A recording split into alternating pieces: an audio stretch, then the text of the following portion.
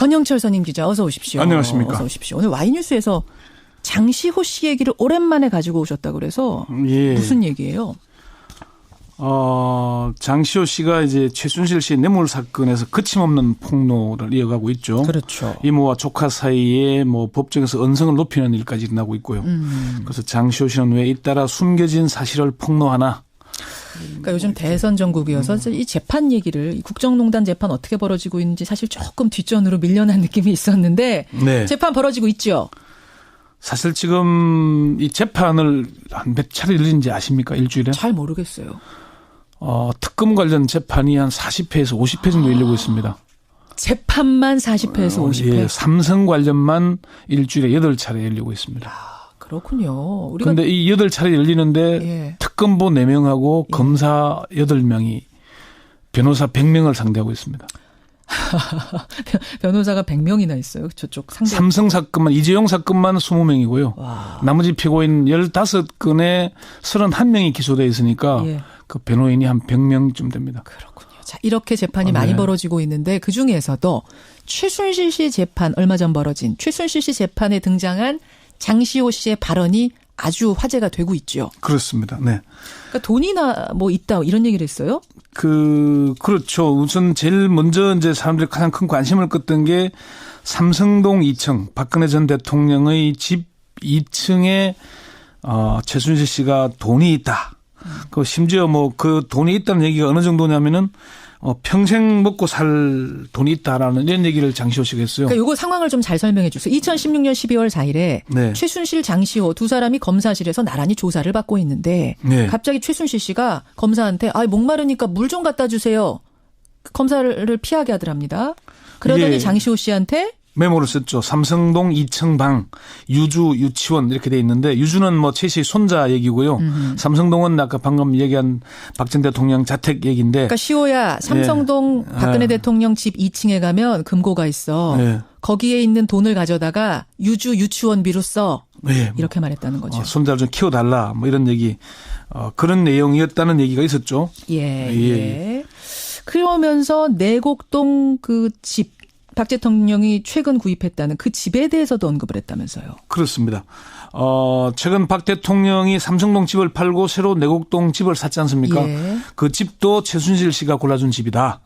장 씨는 그 지난 24일 열린 최 씨의 뇌물수수 혐의에 대한 재판 증인으로 출석해서 예. 최근 뉴스에서 박 전 대통령이 이사간 집을 봤는데 그 집을 어디선가 본 것 같다고 해서 곰곰이 생각해 보니까 이미 그 내가 본 기억이 있다. 최순실 씨가 아마 집을 보여준 그림에 있었다. 그래서 최순실 씨는 내곡동 집은 이번에 신문을 보고 처음 알았다. 예. 지난해 유엔 빌리지를 물어본 것은 내가 살려고 알아본 것이다. 이렇게 주장을 하니까 예. 장 씨가 저는 본 것만 기억한 대로 말씀드리는 것이다. 당시에 유엔 빌리지에 혼자 다녀와서 연예인도 사는 곳인데 이사장 박 전 대통령 얘기하죠. 이사장도 살았으면 좋겠다고 하지 않았느냐 이렇게 반박하기까지 유경재단 했어요. 이사장 박 전 대통령도 살았으면 좋겠다. 그러면서 박 전 대통령이 최 씨에게 정부 문서를 너무 많이 보내서 불평을 하게 됐다 이런 증언까지 했고. 그런 증언도 재판에서요. 예. 그리고 자신의 어머니 최순덕 씨가 지난해 10월 26일 자신의 부탁을 받고 박 전 대통령과 전화 통화를 했고 그래서 최순실 씨의 귀국을 독촉했다. 그런 사실도 법정에서 폭로하게 됐습니다. 그 통화 내용은 어떤 거예요? 이게 뭐 이제 본인이 윤전추를 통해서 전화를 해야 되는데 직접 전화를 걸지 못할 상황이니까 어머니를 통해서 윤전추에게 연락하게 하고 박근혜 대통령과 통화를 했다. 그래서 그런 상황들은 뭐 내용을 다 구성해서 얘기할 수 있지만은 시간이 너무 많이 걸릴 테니까. 네. 그러니까 지금 좀 충격적인 얘기들이 여럿 나왔는데 저는 무엇보다도 네. 대통령 집 2층에 가봐. 거기 있는 돈 꺼내다가 내 손자 양육비로 써. 네. 이거는 대통령 집에 있는 돈이 최순실 씨도 두 사람의 돈이 왔다 갔다 그냥 했다는 거잖아요. 그래서 경제 통일치라는 얘기가 그래서 나온 아주 얘기죠. 결정적인 증거가 되는 건데 두 사람이 법정에서 언성 높이면서 싸우기도 했다면서요.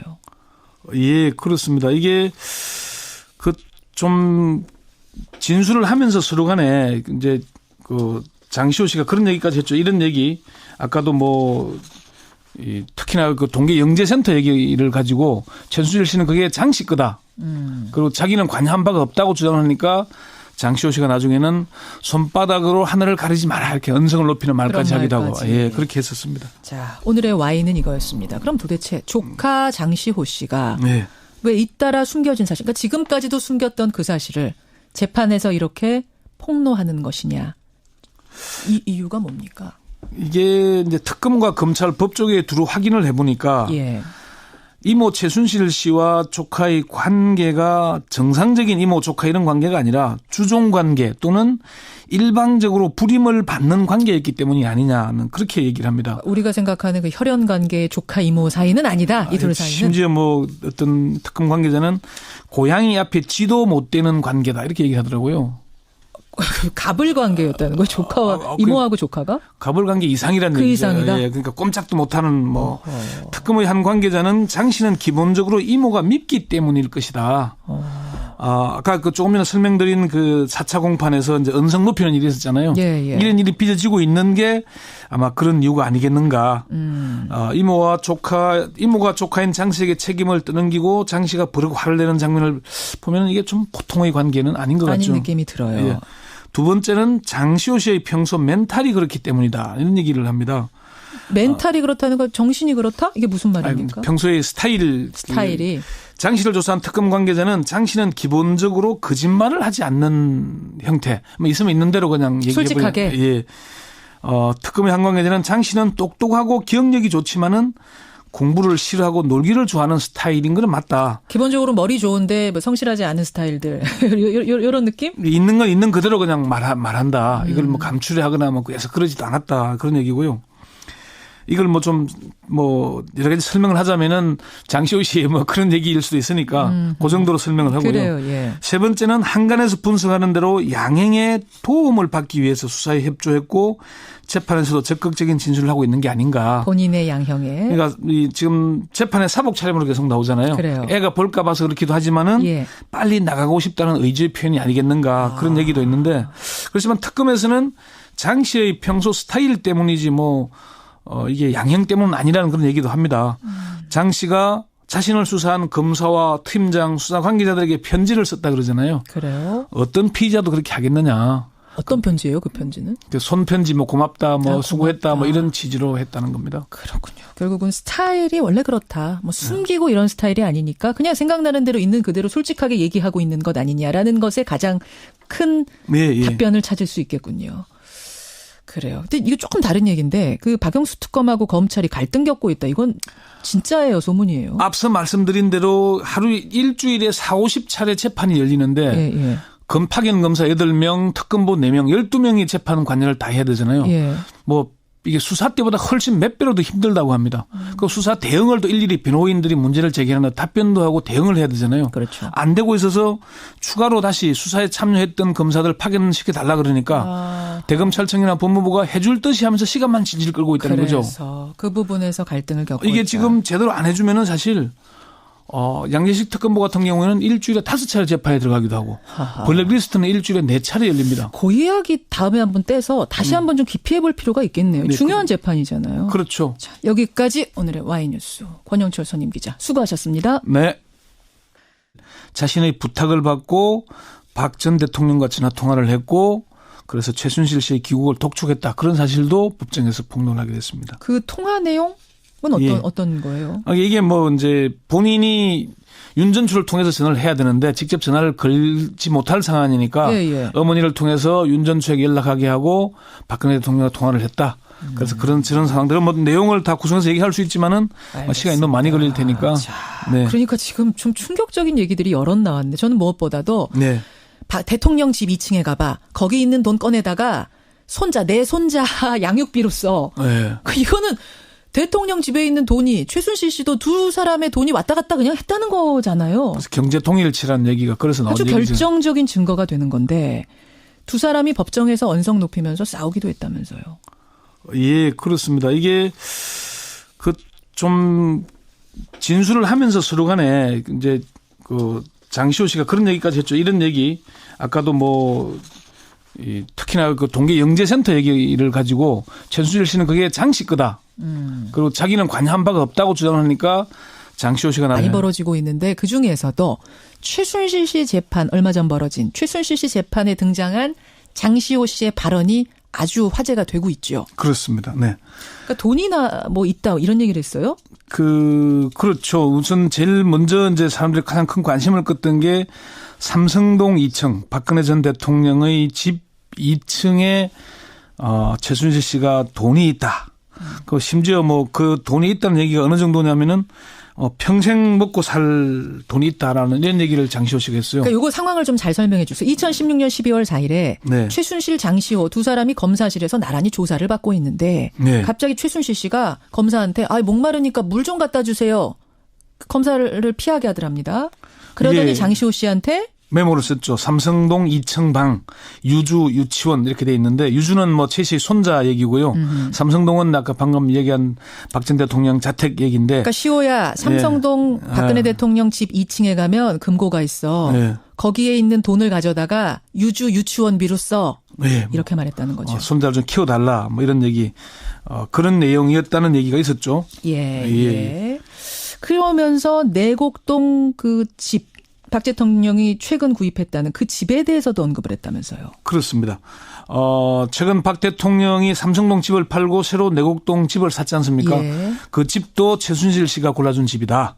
장 씨는 그 지난 24일 열린 최 씨의 뇌물수수 혐의에 대한 재판 증인으로 출석해서 최근 뉴스에서 박 전 대통령이 이사간 집을 봤는데 그 집을 어디선가 본 것 같다고 해서 곰곰이 생각해 보니까 이미 그 내가 본 기억이 있다. 최순실 씨가 아마 집을 보여준 그림에 있었다. 그래서 최순실 씨는 내곡동 집은 이번에 신문을 보고 처음 알았다. 지난해 유엔 빌리지를 물어본 것은 내가 살려고 알아본 것이다. 이렇게 주장을 하니까 장 씨가 저는 본 것만 기억한 대로 말씀드리는 것이다. 당시에 유엔 빌리지에 혼자 다녀와서 연예인도 사는 곳인데 이사장 박 전 대통령 얘기하죠.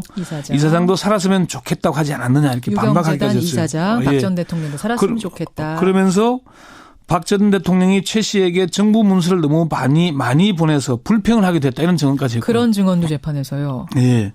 그리고 자신의 어머니 최순덕 씨가 지난해 10월 26일. 권영철 선임 기자 어서 오십시오. 안녕하십니까. 어서 오십시오. 오늘 와이뉴스에서 장시호 씨 얘기를 오랜만에 가지고 오셨다고 그래서 무슨 얘기예요? 장시호 씨가 이제 최순실 씨의 뇌물 사건에서 거침없는 폭로를 이어가고 있죠. 그렇죠. 이모와 조카 사이에 뭐 법정에서 언성을 높이는 일까지 일어나고 있고요. 그래서 장시호 씨는 왜 잇따라 숨겨진 사실을 폭로하나? 그러니까 요즘 대선 전국이어서 이 재판 얘기를 이 국정농단 재판 어떻게 벌어지고 있는지 사실 조금 뒷전으로 밀려난 느낌이 있었는데 재판 벌어지고 있죠. 사실 지금 이 재판을 한 몇 차례 열린지 아십니까? 일주일에? 잘 모르겠어요. 특검 관련 재판이 한 40회에서 50회 정도 열리고 있습니다. 재판만 40회에서 50회? 삼성 관련만 일주일에 8차례 열리고 있습니다. 그렇군요. 그런데 이 8차례 열리는데 특검보 4명하고 검사 8명이 변호사 100명을 상대하고 있습니다. 변호사가 100명이나 있어요. 저쪽 상대. 삼성 사건만 이재용 사건만 20명이고요. 나머지 피고인 15건에 31명이 기소되어 있으니까 그 변호인이 한 100명쯤 됩니다. 그렇군요. 자, 이렇게 재판이 나중에는 손바닥으로 하늘을 가리지 마라 이렇게 언성을 높이는 말까지 하기도 하고 그렇게 했었습니다. 자, 오늘의 와인은 이거였습니다. 그럼 도대체 조카 장시호 씨가 왜 잇따라 숨겨진 사실, 그러니까 지금까지도 숨겼던 그 사실을 재판에서 이렇게 폭로하는 것이냐. 이 이유가 뭡니까? 이게 이제 특검과 검찰 법조계에 두루 확인을 해보니까 이모 최순실 씨와 조카의 관계가 정상적인 이모 조카 이런 관계가 아니라 주종 관계 또는 일방적으로 불임을 받는 관계였기 때문이 아니냐는 그렇게 얘기를 합니다. 우리가 생각하는 그 혈연 관계 조카 이모 사이는 아니다. 이 둘 사이는. 심지어 뭐 어떤 특검 관계자는 고양이 앞에 쥐도 못 대는 관계다 이렇게 얘기하더라고요. 갑을 관계였다는 거예요. 조카와 이모하고 조카가? 갑을 관계 이상이라는 그 얘기죠. 이상이다. 그러니까 꼼짝도 못하는 뭐 특검의 한 관계자는 장 씨는 기본적으로 이모가 밉기 때문일 것이다. 아까 그 조금 전에 설명드린 그 4차 공판에서 이제 언성 높이는 일이 있었잖아요. 이런 일이 빚어지고 있는 게 아마 그런 이유가 아니겠는가. 이모가 조카인 장 씨에게 책임을 떠넘기고 장 씨가 버럭 화를 내는 장면을 보면